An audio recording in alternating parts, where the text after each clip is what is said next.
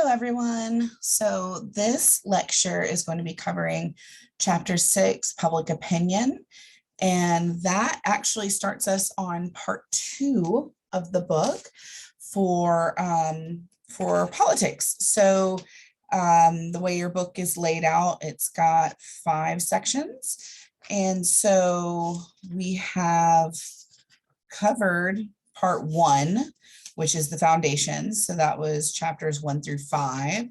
And now chapters 6 through 9 is part 2. I'm sorry, there are 4 sections. Yeah, 4 sections to your book. So we've finished the foundation section. Now we are starting part 2, politics, with our public opinion chapter. So we're going to get started right into that. So let me, why is this not? Let's pull up the PowerPoint. We'll get started here.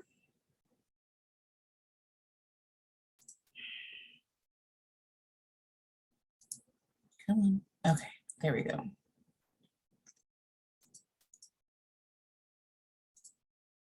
Let me just share for you guys.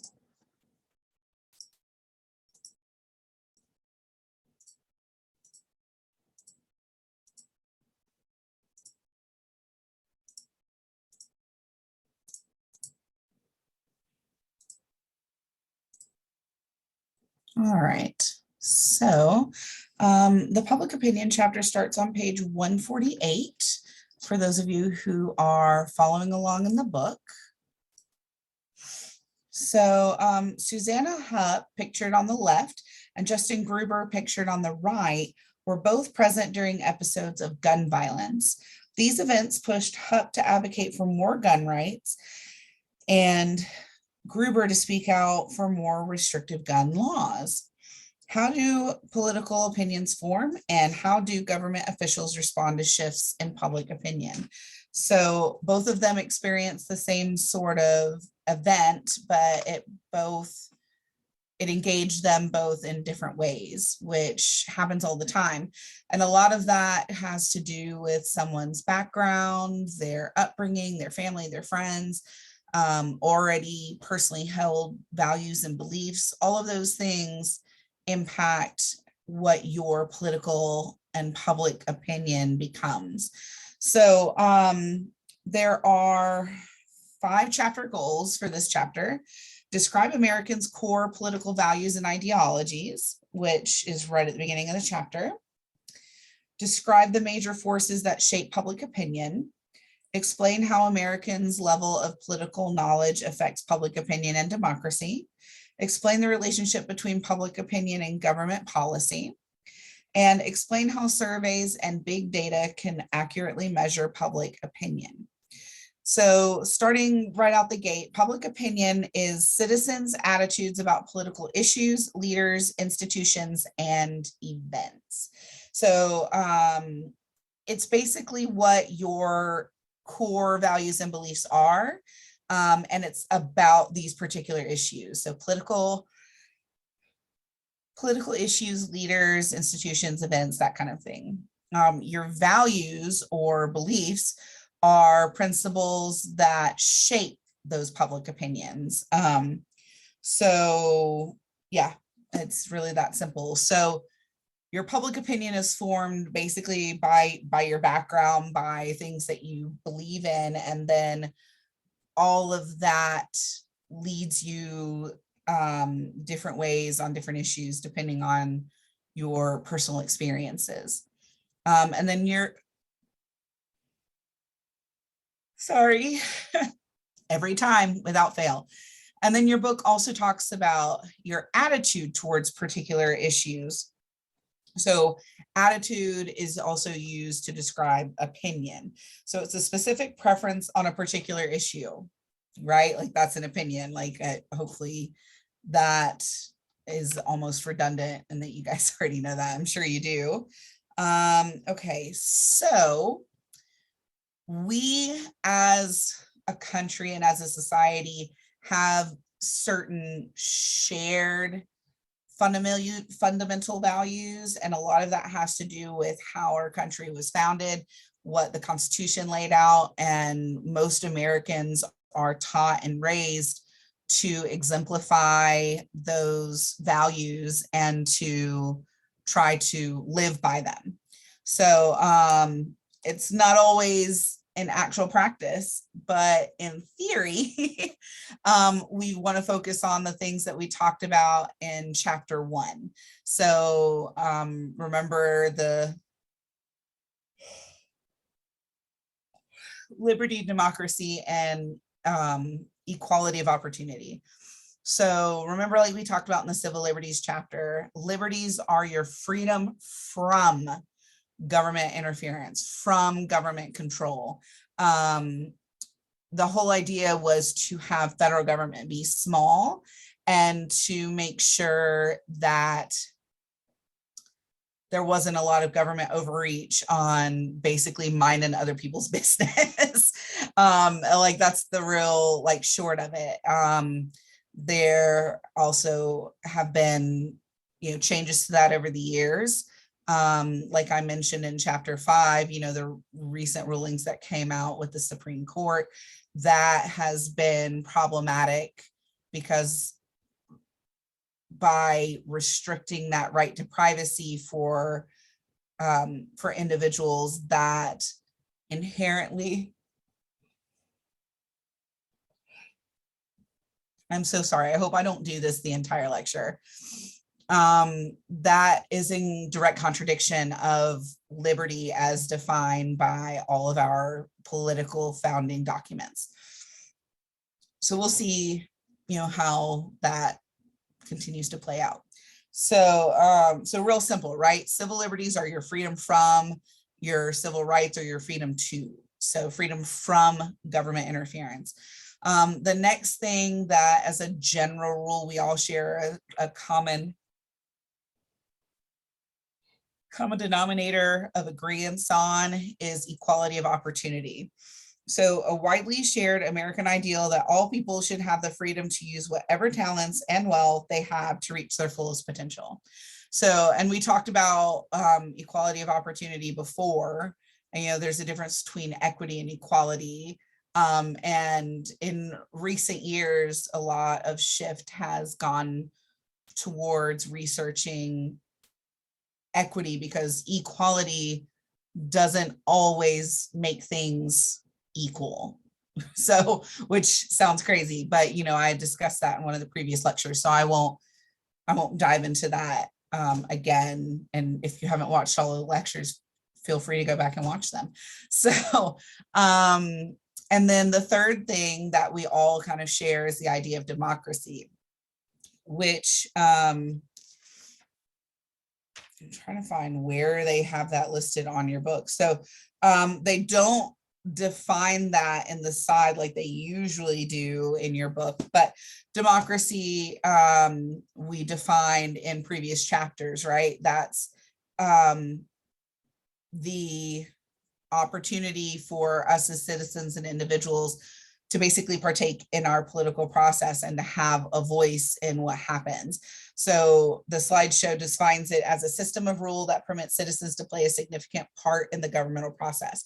So that's where like our voting comes into play, being able to communicate with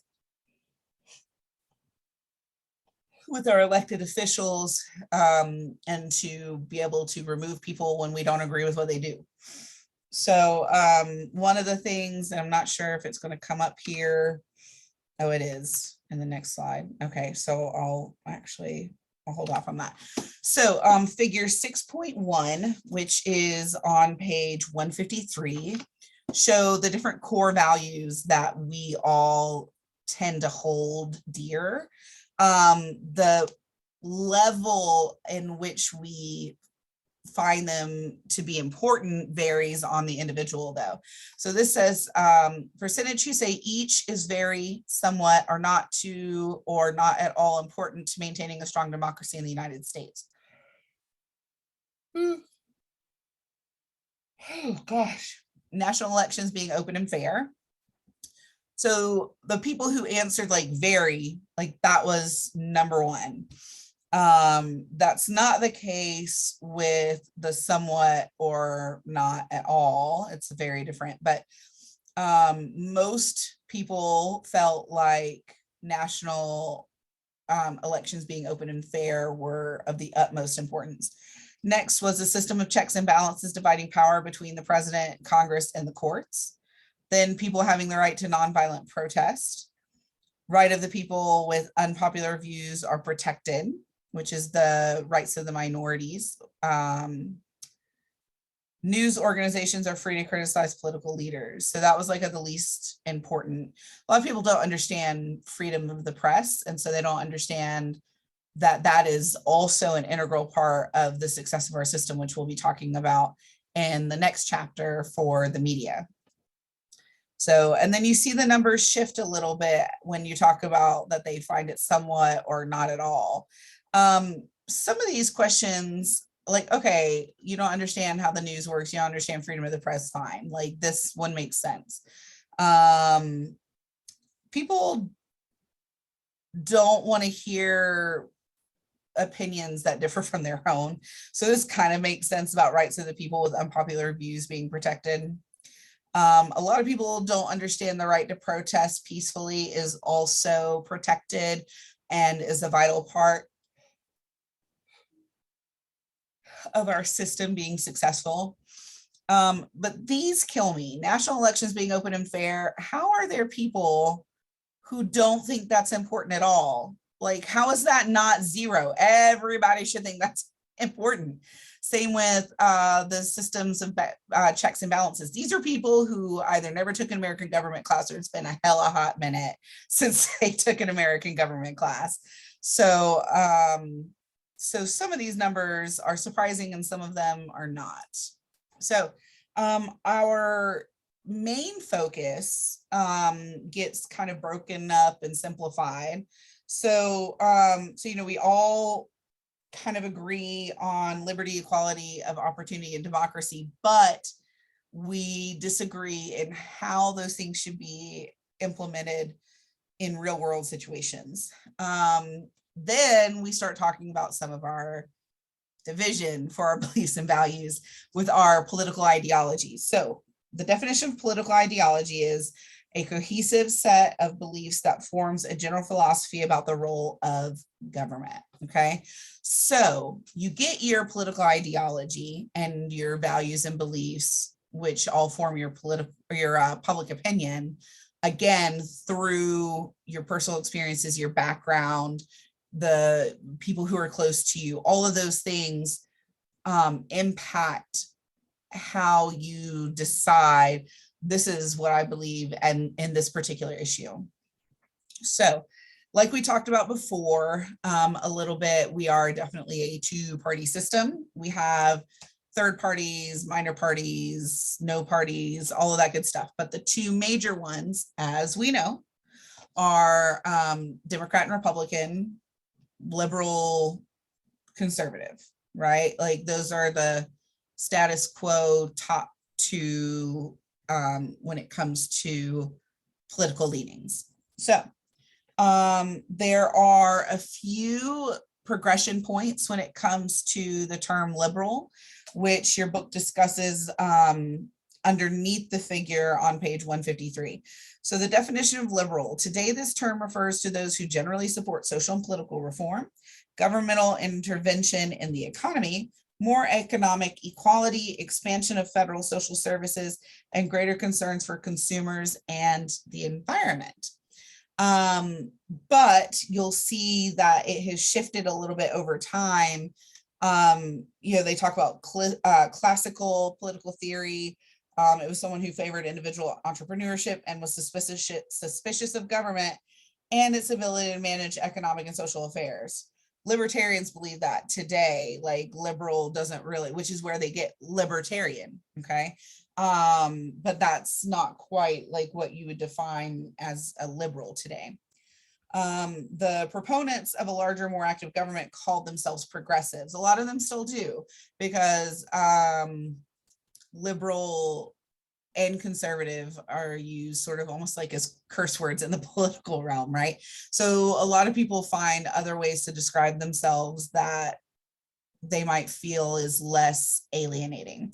So in the early 20th centuries, liberals and progressives united in support of social liberalism, which is not socialism per se, that's different. The belief that government action for laws and policies are often needed to preserve individual liberty and promote equality. Today's liberals are social liberals rather than classical liberals. Many conservatives today are actually classical liberals. And we'll talk about that more when we talk more about political parties. There was like a switch. And we talked about that a little bit in chapter 2, where at some point, like the Democrats and Republicans shifted in their beliefs, and they just kind of popped to the other side during the Great Depression, and even more so during the Civil Rights Movement. So you might get confused about that, but when you see classic liberalism, that's basically a conservative today, and then liberals and progressives are sort of like an interchangeable term now. So conservatives are defined in your book on page 154, which refers to those who generally support the social and economic status quo and are suspicious of efforts to introduce new political formulas and economic arrangements. Conservatives believe that a large and powerful government poses a threat to citizens' freedoms. So they are definitely like opposite, right? Like we're talking larger government to do the sort of things that liberals look for, and then smaller government for what the conservatives tend to look for. However, that being said, and I think this was mentioned in one of the other chapters, it's really common to say, well, liberals want big government, conservatives want small government. But at the end of the day, they want whatever government achieves the goal that they're focused on at the time. Make no mistake about it. A conservative is fine with big government in a situation that benefits their particular goals at the time, and vice versa, right? Like liberals are fine with smaller government if it benefits what they're looking for. So it all depends on the situation. So, and then it sort of, never mind. I was just going to say it skips over libertarian, but it doesn't. It's just in a different place in the slideshow. So never mind. So the book breaks down sort of in a shortened version, kind of a summary of liberal, conservative, libertarian, etc. Right? So the first one that it talks about is how would you say, okay, this is what makes up a liberal or progressive. So on domestic issues, which is stuff here in the United States, they support government policies to create fair economic systems and opportunities for upward mobility and jobs and the economy, and being able to kind of, move into the nicer neighborhood, go send their kids to like the nicer school, et cetera, et cetera. Including more progressive taxation, which is people who make more pay more. And right now, that's not always the case. They are for expanding federal social services and healthcare. And they're concerned with protecting reproductive rights of women and LGBTQIA rights, which, like we talked about in the last lecture, that sort of thing is kind of up in the air right now with what the Supreme Court brought forth. And then as far as international or foreign affairs, they don't like to send American troops when possible to influence domestic affairs in other countries. They don't feel like it's our right to force our like political views on other countries. But like if somebody really needs our help, then they're like, okay, but they don't like to spread the troops that thin if they can help it. And then they're for supporting international organizations. So like environmental groups that, do work in third world countries, like that kind of thing. Like they're for us as an entity to help support those groups in whatever, whether it be volunteers, whether it be financially, whatever, that's kind of what they support. So for conservatives on domestic issues, it's different. They want to focus more on the government not coming up with all the answers and more like the private citizens. They want to find social and economic solutions through, when they say the private sector, they mean like businesses that aren't, like government contractors, and they're not they're not affiliated with the government, like you're just your private businesses and that sort of thing, or through religious organizations as well, which is how it was until, in a more consistent way, until the Great Depression, when our government had to expand to sort of pull us out of the Great Depression. And before that, like we were able to kind of lean more on those sort of groups to be able to help as opposed to the government. Therefore, cutting taxes, less taxes, and reducing spending. They don't like a lot of the social programs and having to put money into it, because everything that the government does costs money. There's no ifs, ands, or buts about it, right? Like paving roads, funding clean water projects, or like whatever, right? Like whatever it is that the government is doing at the time costs money, just like everything else. And the government gets their money from us, right? From you, from me, from anybody who pays taxes. That's where they get the funding to be able to do things. So the more we do as a government entity, as a society, the more taxes come across, right? And so the Republicans feel like, well, if we did less, our taxes wouldn't be as high.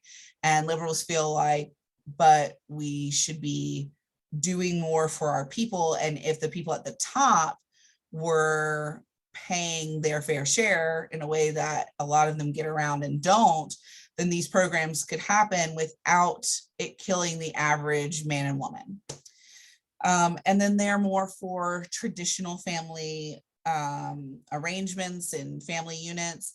They're opposed to legalized abortion, as we have seen all over the news the last week, right? Florida just passed something that Ron DeSantis signed off on, stopping the ability to have an abortion in Florida after 15 weeks, where our state constitution actually protects the right to privacy, just like the US Constitution kind of does now. It used to do more than it did, used to do more a week ago than it does now. And we had on the books that abortions could be done until 24 weeks, and now it's 15 weeks. And frankly, so Ron DeSantis has made it very clear he's pro-life. He's like, right, he's not made a secret about that. And a lot of people believe that the only reason he has not pushed to try and make it completely illegal in Florida is because he has aspirations to run for president in 2024. And he knows that right now he has to keep his base pretty happy, but he also knows that he's going to need crossover votes, right? He's going to need the third parties, the no party affiliations. Sorry, maybe even a few Democrats who don't like any of the people on their side of the aisle who are running or whatever. Like, he's going to need votes from more than just his base. And so he's, making headway with his base by shortening the abortion time, but not completely eliminating it to totally alienate like the other 2/3 of the political sphere in Florida, because roughly 1/3 are Republican, 1/3 are no party affiliation or minor party, and roughly 1/3 are Democrats. Now, we have had a lot of older people recently move into the area, and they've retired, and they were more conservative. So we are seeing a shift of more recent Republican registrations, and that's because the demographic has started shifting some in Florida. But it is still roughly a third, a third, a third. So, and they're, as a general rule, conservatives are not supportive of like same-sex marriage. But I would say that like that part for some conservatives are probably shifting, because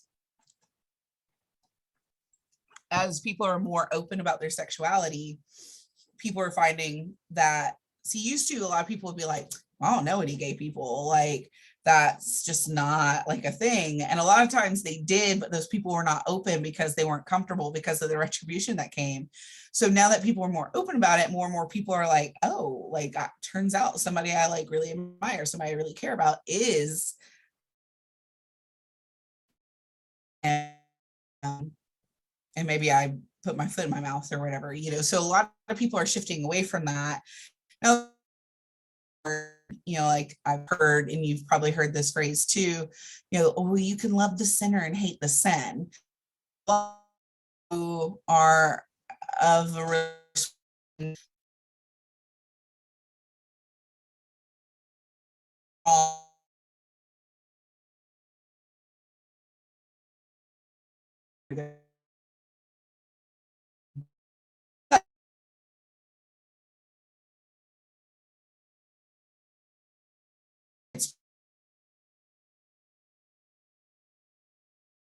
a